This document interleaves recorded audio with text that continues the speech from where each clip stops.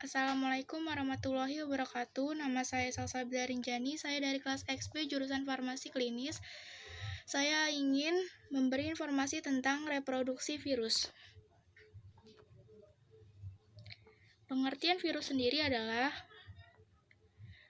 agen infeksi berukuran kecil yang bereproduksi di dalam sel inang yang hidup.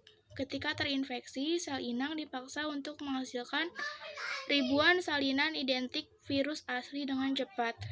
Virus sendiri tidak memiliki sel. Pembentukan virus-virus baru berlangsung dalam sel inang yang terinfeksi.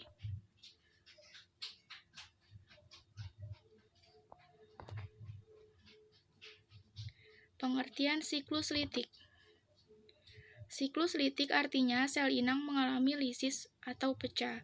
Siklus litik merupakan siklus yang terjadi setelah virus menginfeksi sel inang dan mengambil alih proses metabolisme dalam sel tersebut. Untuk dapat menerjemahkan kode genetik virus menjadi komponen-komponen protein sebagai bahan baku pembentuk partikel virus baru.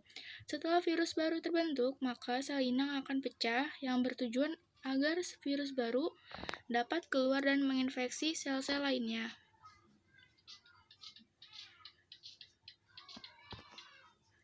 Pengertian siklus lisogenik. Perkembangbiakan virus atau replika virus yang kedua adalah daur lisogenik atau siklus lisogenik. Pada siklus lisogenik atau tenang, sel inang tidak segera mengalami litik atau pecah. Asam nukleat virus yang menginfeksi sel inang mereplikasi diri dalam sel-sel bakteri dari satu generasi ke generasi yang lain. Ini adalah contoh replika reproduksi virus. Yang pertama ada siklus daur litik yang bertanda panah merah. Nah, di sini ada tahap absorpsi atau pelekatan. Pada tahap ini, bagian ujung ekor virus menempel pada dinding sel bakteri. Proses penempelan ini hanya terjadi pada virus tertentu. Jadi, dengan kata lain, proses penempelan virus bersifat sangat khas. Setelah menempel, virus akan segera mengeluarkan enzim lisozim untuk melubangi dinding sel inang. Yang kedua adalah tahap penetrasi. Pada tahap ini, DNA atau RNA virus masuk ke dalam sel inang melalui penambatan lempeng ujung kontraksi dan penusukan pasak. Bagian tubuh virus yang masuk ke dalam sel inang hanyalah asam nukleat, sedangkan bagian kapsid tetap berada di luar dinding sel dan akan terlepas dengan sendirinya setelah tidak berguna lagi. Yang C, ada tahap sintesis. Proses yang terjadi pada tahap ini adalah penghancuran DNA sel inang sehingga membuat sintesis DNA bakteri berhenti bekerja. Setelah proses ini berhasil, DNA bakteri kemudian digantikan oleh DNA atau RNA virus, sehingga virus mampu mengendalikan secara utuh kehidupan dan sel bakteri. Hal ini bertujuan untuk membuat salinan asam nukleat virus DNA atau RNA yang kemudian membentuk berbagai komponen tubuh virus seperti ekor dan kapsid. Yang D, ada tahap perakitan. Setelah melalui tahap ketiga, tahap selanjutnya merupakan perakitan tubuh virus yang masih terpisah-pisah, seperti kepala, ekor, dan serabut ekor menjadi virus yang utuh. Selain itu, kapsid utuh yang terbentuk juga kemudian diisi oleh DNA atau RNA, sehingga proses reproduksi berhasil menciptakan virus baru. Pada fase ini, virus yang dihasilkan bisa mencapai 100-200 buah. Tahap kelima, pada tahap ini, kerja enzim lisozim tidak hanya untuk melubangi dinding sel inang, tetapi juga membuat dinding sel mengalami perpecahan. Di akhir fase reproduksi virus, pecahnya dinding sel kemudian diikuti oleh pelepasan virus-virus yang baru telah siap melakukan replikasi ulang dengan menemukan sel inang baru. Tahap yang kedua adalah siklus lisogenik. Yang pertama adalah tahap absorsif dan tahap injeksi. Tahap absorsif dan tahap injeksi pada siklus lisogenik sama seperti tahap adsorpsif dan tahap injeksi siklus litik. Tahap penggabungan. DNA virus masuk ke dalam tubuh bakteri dan terjadi penggabungan antara DNA bakteri dan DNA virus.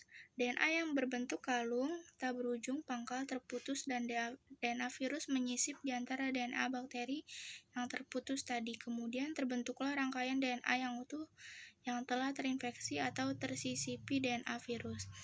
Yang ketiga ada tahap pembelahan.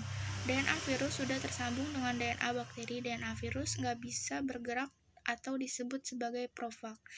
Karena bergabung dengan DNA bakteri, ketika DNA bakteri melakukan replikasi selnya secara langsung, profag yang melakukan replikasi, demikian juga ketika sel bakteri mengalami pembelahan.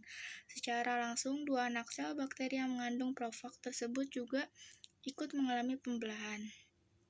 Yang ketiga ada tahap sintesis. Profag bisa saja memisahkan diri dengan DNA bakteri dan merusak DNA bakteri, kemudian menggunakan peran DNA virus untuk sintesis protein yang berfungsi sebagai kapsid bagi virus-virus baru dan replikasi DNA. Yang kelima ada tahap perakitan. Pada tahap ini terjadi perakitan kapsid-kapsid virus yang utuh sebagai selubung virus. Setelah kapsid virus utuh diisi dengan DNA hasil replikasi, terjadilah virus-virus baru. Yang keenam ada tahap litik. Dinding bakteri akan pecah dan virus baru berhamburan keluar. Virus baru ini selanjutnya akan menyerang bakteri. Tahap yang kedua adalah siklus lisogenik. Yang pertama adalah tahap absorsif dan tahap injeksi. Tahap absorsif dan tahap injeksi pada siklus lisogenik sama seperti tahap adsorpsif dan tahap injeksi siklus litik. Tahap penggabungan. DNA virus masuk ke dalam tubuh bakteri dan terjadi penggabungan antara DNA bakteri dan DNA virus. DNA yang berbentuk kalung, tak berujung, pangkal, terputus, dan DNA virus menyisip di antara DNA bakteri yang terputus tadi. Kemudian terbentuklah rangkaian DNA yang utuh yang telah terinfeksi atau tersisipi DNA virus. Yang ketiga ada tahap pembelahan. DNA virus sudah tersambung dengan DNA bakteri. DNA virus nggak bisa bergerak atau disebut sebagai profag. Karena bergabung dengan DNA bakteri, ketika DNA bakteri melakukan replikasi selnya secara langsung, profag yang melakukan replikasi, demikian juga ketika sel bakteri mengalami pembelahan. Secara langsung, dua anak sel bakteri yang mengandung profag tersebut juga ikut mengalami pembelahan. Yang ketiga ada tahap sintesis. Profag bisa saja memisahkan diri dengan DNA bakteri dan merusak DNA bakteri, kemudian menggunakan peran DNA virus untuk sintesis protein yang berfungsi sebagai kapsid bagi virus-virus baru dan replikasi DNA. Yang kelima ada tahap perakitan. Pada tahap ini terjadi perakitan kapsid-kapsid virus yang utuh sebagai selubung virus. Setelah kapsid virus utuh diisi dengan DNA hasil replikasi, terjadilah virus-virus baru. Yang keenam ada tahap litik. Dinding bakteri akan pecah dan virus baru berhamburan keluar. Virus baru ini selanjutnya akan menyerang bakteri. Sekian video dari saya, kurang lebihnya mohon maaf. Wassalamualaikum warahmatullahi wabarakatuh.